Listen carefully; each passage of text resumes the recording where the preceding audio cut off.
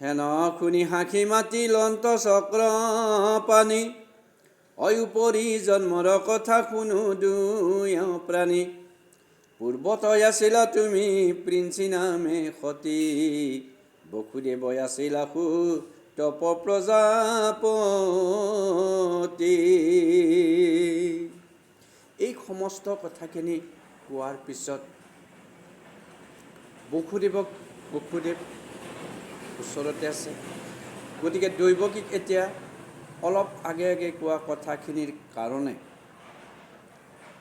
ভগৱানে দৈৱকীৰ ফালে চাই কৈছে যে শুনা, তোমালোকৰ উপৰি যি জন্ম আছিল সেই উপৰি জন্মৰ কথাটো তোমালোকক মই কৈ দিছোঁ। যে ভগৱানে উপৰি জন্মৰ কথা কিয় ক'ব লগা হৈছে এতিয়া, যে সন্তান এটা জন্ম হোৱাৰ লগে লগে যদি পূৰ্ব ঘটনাবিলাক ক'ব পাৰে বা যিখিনি হৈ গৈছে সেইবিলাক যদি ক'ব পাৰে, তেতিয়াহে তেওঁলোকৰ মনত এটা বিশ্বাস এটা আহি যাব যে এওঁক আৰু কোনো আকৌ কৰিব নোৱাৰে। এই কথাটোৰ কাৰণেহে কৈছে যে পূৰ্বজন্মত তোমালোকে কি আছিলা, তোমাৰ নাম আছিল প্ৰিন্সি, আৰু এই যে বসুদেৱ আছিল, বসুদেৱৰ নাম আছিল সুতপা। সুতপা আছিল এজন ৰজা আৰু তুমি আছিলা ৰাণী, আৰু তোমাৰ নাম আছিল সেইখিনি সময়ত প্ৰিন্সি।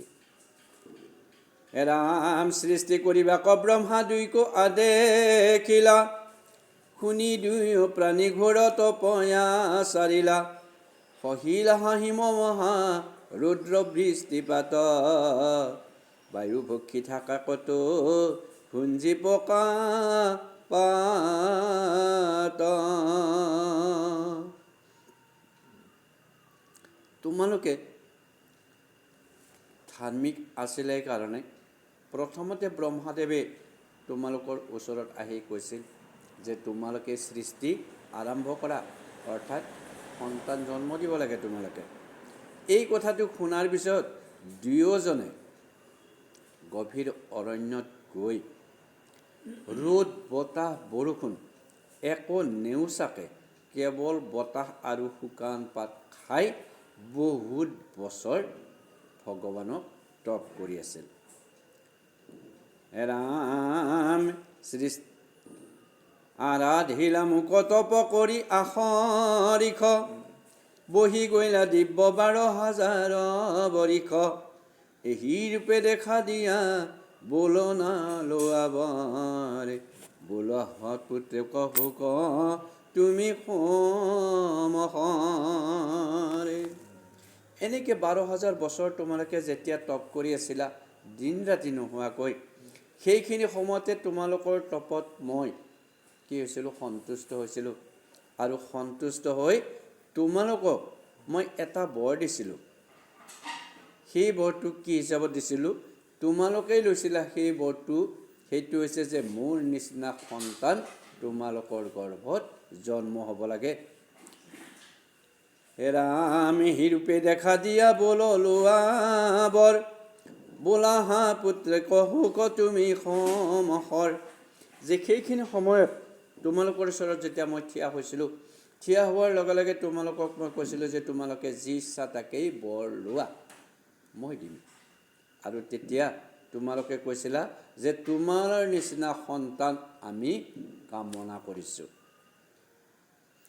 ৰামে সিহুক বুলি মই গৈলো বৰ দিয়া, নুখুজিলা মুখ্যমত হিলে কমায়া, লোকতনে দেখি মোৰ সমৰূপে গুণে, অপ্ৰিন্সি গৰ্ভ নামে পুত্ৰ ভৈলো হৈয়া পোনে। কেৱল সন্তান হোৱাৰ কাৰণে তোমালোকে যিটো বৰ বিচাৰিছিলা সেই বৰটোৱে মই দিছিলোঁ, কিন্তু সেই সময়ত তোমালোকে যদি মোৰ পৰা মুক্তি বিচাৰিলা হয়, তেতিয়াহ'লে মই তোমালোকক মুক্তিও দিলোঁ হয়। যিহেতু তোমালোকে মুক্তি বিচৰা নাছিলা, মায়াৰ মাজত বন্দী হৈ তোমালোকে থাকিলা, আৰু সেইকাৰণে প্ৰথম অৱস্থাত মই তোমালোকৰ ওচৰত প্ৰিন্সি গৰ্ভ নাম লৈ পুত্ৰৰূপে অৱতাৰ হৈছিলোঁ। ৰাম দীপ্তি কাশ্যপ পাছে ভৈলা তোৰা দুই, সি জন্মি জন্মত উপজিলো বামন ৰূপ হৈ তৃতীয় জন্মত আৱে নিজ ৰূপ ধৰি উপজিলো তোমাত সতক ৰক্ষা কৰি। ভগৱানে কৈছে যে প্ৰিন্সি গৰ্ভ নামে সেই পুত্ৰ হোৱাৰ পিছত পুনৰ আৰু মই পৃথিৱীৰ পৰা গুচি গ'লোঁ আৰু পুনৰ অদিতি আৰু কাশ্যপ হৈ তোমালোকে জন্ম লৈছিলা। প্ৰিন্সি সুতপা, তাৰপিছত অদিতি আৰু কাশ্যপ। এই অদিতি আৰু কাশ্যপৰ গৰ্ভত কোন জন্ম হৈছিল? বামন। সেই বামন অৱতাৰতো মই তোমালোকৰ বেলেগ নামেদি সেইখিনি সময়ত ময়ো বেলেগ নাম লৈ অৱতাৰ লৈছোঁ। ৰামে তৃতীয় জন্মত আৱে নিজ ৰূপ ধৰি উপজিলো তোমাত সত্যক ৰক্ষা কৰি। আৰু তৃতীয় জন্মত অৰ্থাৎ বৰ্তমান সময়ত তোমালোকৰ পুত্ৰ হিচাপে মই সত্য ৰক্ষা কৰি জন্ম লৈছোঁ। সত্য ৰক্ষা মানে কি? যে যেতিয়া সেই সুতপা আৰু প্ৰিন্সি ভগৱানক নিজৰ পুত্ৰ হিচাপে পোৱাৰ কাৰণে বাৰে বাৰে কৈছিল, সেইখিনি সময়তে ভগৱানে কৈছিল যে তোমালোকে 3 বাৰ জন্ম ল'ব গ্ৰহণ কৰিব লাগিব আৰু 3 বাৰৰ শেষৰ বাৰতহে মই তোমালোকৰ পুত্ৰ হিচাপে জন্ম গ্ৰহণ কৰিম। কেনেকুৱা পুত্ৰ? যি মোৰ সম্পূৰ্ণ ৰূপটো দেখা পাবা। প্ৰথমতে প্ৰিন্সি গৰ্ভ গাল, দ্বিতীয়তে বামন ৰূপ গাল আৰু এই তৃতীয় অৱতাৰত বিষ্ণু বা কৃষ্ণ হিচাপে ইয়াতে দৈৱকীৰ উদৰত জন্ম ল'লা। ৰাম ব্ৰহ্মৰূপে চিন্তা নুহি কৰা পুত্ৰ স্নেহ ই জন্মে অৱশ্যে মোক পাইবা। ৰাম ই জন্মে অৱশ্যে মুখ্য পাইবা এৰি দেহ কংসক সংকীয়া যেবে শুনিও পাই থয়নীয় মোক গকুলত বলোৱাই। তেতিয়া পুনৰ ভগৱানে কৈছে যে তোমালোকে মোক যি নাৰায়ণ বা ব্ৰহ্ম বুলি ভাবি স্তুতি কৰি আছা, এই কথাটো এতিয়া কি কৰা? তোমালোকে এৰি পেলোৱা। এৰি পেলাই কি কৰিব লাগে? মোক এতিয়া পুত্ৰ হিচাপে তোমালোকৰ লোৱা। মাকৰ গাখীৰ খুৱাব লাগিব নহয়, কথা কৈ থাকিলেতো নহয়, গতিকে সৰু চুল হৈ যাব তেওঁ এতিয়া লগে লগে। গতিকে সেইকাৰণে পুত্ৰ স্নেহ হিচাপত তুমি মোক এতিয়া লৈ লোৱা। আৰু এই জন্মতে যিহেতু তোমালোকৰ গৰ্ভত মই থিতাপি ল'লোঁ, এই জন্মতে তোমালোকে এই দেহা এৰি দিব পাৰিবা। পুনৰ আৰু মনুষ্য জন্ম ল'ব নালাগে। কিয়? যে ভগৱানে য'তে থাকে সেই সমস্ত প্ৰাণীয়ে মুক্তি পাই গুচি যায়। গতিকে মুখ্য পাব এইবাৰ, মুখ্য পোৱাৰ পিছততো একো নাই।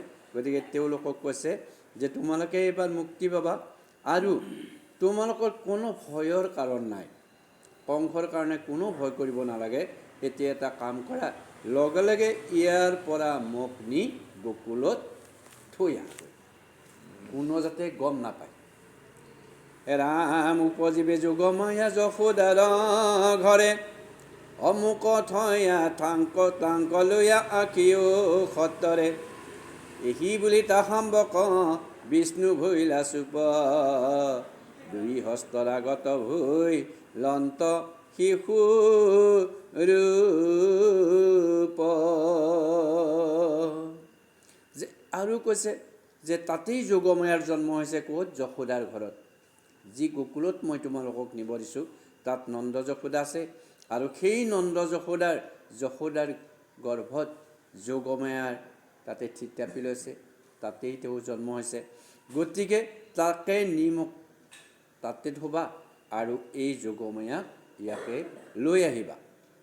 এই বুলি কৈ ভগৱানে তেওঁৰ সেই যিটো বিষ্ণু ৰূপ আছিল, অৰ্থাৎ 4 হাতে 4 অস্ত্ৰ লৈ ভগৱানৰ যিটো ৰূপত আছিল, সেই ৰূপটো লগে লগে সম্বৰণ কৰি কেৱল মাত্ৰ 2খন হাতেৰে এটা সন্তানৰ ৰূপ লৈ থাকি গ'ল।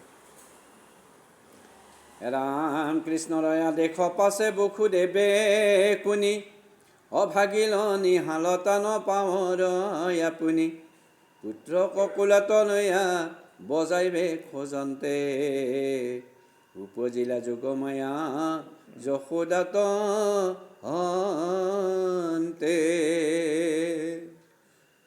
আদেশ মানে কৃষ্ণৰ আদেশ বুলি কৈছে বসুদেৱে শুনি। এই যে অলপ আগতে কৈছিল মোক তাতে নি থৈ আহা, এইটো হৈছে আদেশ। গতিকে সেই আদেশটো পালন কৰাৰ কাৰণে তেওঁ মনতে ভাবাৰ লগে লগেই ভৰিত যি শিকলি বন্ধা আছিল, হাতত যি শিকলি বন্ধা আছিল, সমস্তবিলাক আপনা আপুনি খোলা গ'ল। আৰু এইফালে তেওঁৰ এই শিকলি খোলাৰ লগে লগে তাতেই যোগমায়াৰ যশোদাৰ গৃহত জন্ম হ'ল। ৰাম পালি পহৰীয়া নগৰীয়া দাৰিজন, দেৱীৰ প্ৰভাৱে সবে ভৈলায় চেতন। নিদ্ৰা গয়া পৰিলা যতে কয়াছে ৰাখি, জাগি যিবা আছে সিও নেদেখিল আখি। সেই যোগমায়াৰ জন্ম হোৱাৰ লগে লগে সেই নন্দ যশোদাৰ ঘৰতো যিবিলাক পালি প্ৰহৰী আছিল, যিবিলাক দাদী আছিল, সমস্তবিলাকে অচেতন হৈ পেলাই, অচেতন মানে টোপনি নিচা লাগি তেওঁলোকৰ টোপনি আহি গ'ল। আৰু যি দুই এজনে তাতে সাৰ পাই আছিল, তেওঁলোকেও চকু দি আকৌ নেদেখা হৈ গ'ল। অৰ্থাৎ চকু টানি আছে একবাৰ জপে দে একবাৰ মুজি দে, এনেকৈ থকাটোকে কি হয়, চকুটোৰ কাম নহয় যে তেতিয়া কি চিনি পাব। ৰামে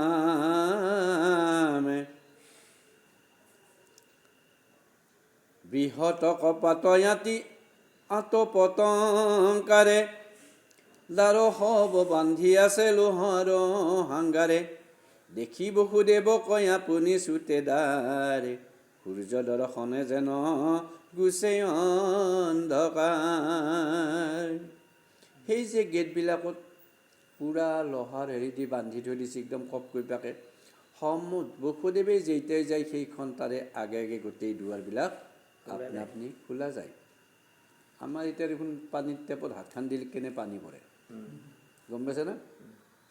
এয়াৰপৰ্টতকৈ সিদিনা দেখা পালোঁ, হাতখন ধুই উঠি যদি তুমি কাষত এনেকৈ নিথৈ দিয়া, সুখে যায় লগে লগে যি বতাহ মাৰি পেলাই। গতিকে এতিয়াতো এই হ'ল, আগৰ সেই ঘটনাও তেতিয়াহ'লে আকৌ আচৰিতে নহয় যে য'ত ভগৱান আছে তাতে হ'লে এইবিলাক সমস্ত ঘটনা ঘটিবই। গতিকে সেইকাৰণে তাতে থকা যিমান ডাঙৰ ডাঙৰ লোহাৰ জিঞ্জিৰি বা আমাৰ চিকল আছে, এই চিকলবিলাক যে বান্ধি দিয়ে, সেই চিকলবিলাকো আপনা আপুনি পৰি যাই আছে। সেইবিলাক কি কাৰণত হৈছে? দেখি বসুদেৱক আপুনি চুটেদাৰ, সূৰ্য দৰ্শন যেন গুচে অন্ধকাৰ। অৰ্থাৎ ভগৱানে যেতিয়া আদেশ দিছে তুমি খালি মোক লৈহে যাই থাকা, তুমি একো চিন্তা কৰিব লগা নাই। গতিকে ভগৱানৰ প্ৰভাৱতে সমস্ত দ্বাৰবিলাক আপনা আপুনি খোলা যাই আছে। আৰু তেতিয়া কি হৈছে, চাৰিওফালে অন্ধকাৰ হৈ আছিল নহয়, কিমান অন্ধকূপ গলিত থৈ দিছিল তেওঁলোকক, অন্ধকাৰকাৰী বুলি কয়।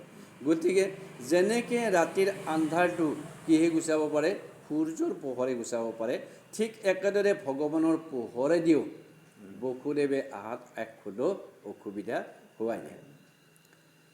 ৰাম পালি প্ৰহৰীয়া সবে নাজানিল কেও, কৃষ্ণ কলা তলয়া জান্ত বাসুদেৱ। বৰিষে কণিকা মেঘে ওপৰত গাজে, কণায়ে ধৰিলা ছত্ৰ আখি সৰ্পৰাজে। পালি প্ৰহৰীয়া মানে যিমান ৰখি আছিল কোনো গমেই নাপালা, বসুদেৱে চলি লৈ পেলাই আগবাঢ়ি আহি আছে। এইফালে এনেকুৱা মেঘৰ গাজনি দিয়ে, ইমান ডাঙৰ বৰষুণ পৰে। এই বৰষুণ আৰু গাজনিৰ পৰা ৰক্ষা কৰাৰ কাৰণে পাছে পাছে আগডাল সাপ আহি পেলাই কি কৰি আছে, ছাতাৰ নিচিনাকৈ বসুদেৱক থাকি যাই আছে।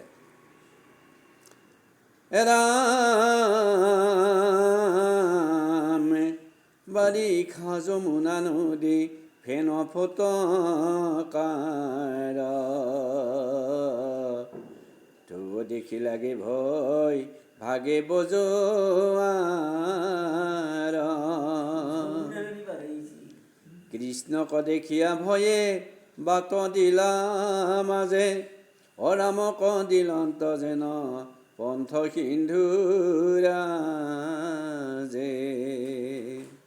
যে বাৰিষা যমুনা বুলি কথা নাই, চব নদী ফেনে ফুটকাৰে বাঢ়ি যায়, অৰ্থাৎ কিমান পানী হয় তাৰ হিচাপ নাই। গতিকে ভগৱানে যেতিয়া যমুনা নদী পাৰ হ'ব লগা হ'ল, যমুনাই সেই ঢৌটো তাতে বন্ধ কৰি দিলাক আৰু সেই পানীৰ ওপৰেদি তেওঁলোকৰ মাহাত্যৰ জৰিয়তে নদী পাৰ হৈ গুচি গ'ল। ৰাম প্ৰয়াসে বসুদেৱে যমুনা চৰাইল, এক নিমিষে কগেয় গোকুলত পাইল। নিদ্ৰা গয়া গোৱাল সকলে কুটি আছে, অচেতন যশোদাক দেখিলন্ত পাছে। অপ্ৰয়াসে মানে একো কষ্ট নোহোৱাকৈ বসুদেৱে সেই যমুনা নদী পাৰ হৈ গুচি গ'ল। যাই ফালে এইফালে যে যশোদাৰ সেইফালে এফালে গ'লে তাতো সেই তেওঁতো ভিতৰত আছে, ঘৰৰ ভিতৰত পালি প্ৰহৰীয়া সমস্ত ৰখি আছে। কিয় ৰখি আছে? নন্দ ৰজা নহয়, গতিকে ৰজাৰ ঘৰত এইবিলাক থাকিবই, চবেই সোমাব নোৱাৰে চব সময়তে। গতিকে বসুদেৱ যেই দুৱাৰমুখ পাইছে, প্ৰত্যেকটা দুৱাৰমুখৰ কাষতে পালি প্ৰহৰীয়া বা দাঢ়িবিলাকে আপনা আপনি টোপনি যাই পেলাই পৰি আছে তাতে। গতিকে বসুদেৱে যায়, সেইফালে দেখে যশোদায়ো অচেতন হৈ পৰি আছে। নহ'লে চলি আৰু সলা বদলা কৰিব দিব কোনোবা মাকে? দিব নেকি? আপি হওক বা আপাই হওক, এইটো সম্ভৱেই নহয়। নিজৰ চলি নিজৰে, হে বেলেগৰ চলি লৈ পেলাই তাতে যত বত বাক্য নাযায়। গতিকে যশোদাকো ভগৱানে ক'লাক কি, তেওঁ যাতে গম নাপায় নিজৰ চলিটো লৈ যোৱা বুলি। বা কি চলি হৈছেতো গমেই পোৱা নাই, আপা হৈছে না আপি হৈছে গম পোৱা নাই। যশোদা যিহেতু অচেতন হৈ পৰি আছে। ৰামে কৃষ্ণ কথৈল অন্ততানা, সজ্জাত শুৱাই অতাহান কন্যাক লৈয়া আখিলা দুনাই। দুৰ্বকীৰ লগে শুৱাই থৈলা মহাবল, পূৰ্বৱতে পিন্ধিলন্ত আপুনি নিহল। যে কৃষ্ণক সেই যশোদাৰ ওচৰত শুৱাই থৈ সেই যোগময়াক এওঁ বসুদেৱে লৈ আহি আছে। আহি পেলাই যেতিয়া দৈৱকীৰ তাতে থলা কাষত থৈ পেলাই নিজৰ জেগাত গ'লে আহিব লাগিব নহয়, তাতেতো চলি ৰখি থাকিব নোৱাৰে। এনেও প্ৰসূতি গৃহতো সাধাৰণতে মতা মানুহ তেনেকৈ নাযায়েই। গতিকে এই বসুদেৱে আহি পেলাই নিজৰ জেগাত থিয়া হোৱাৰ লগে লগে পুনৰ আৰু শিকলিবিলাক বান্ধা গ'ল। যেনেকৈ আছিল আগতে ঠিক তেনেকৈ লাগি গ'ল।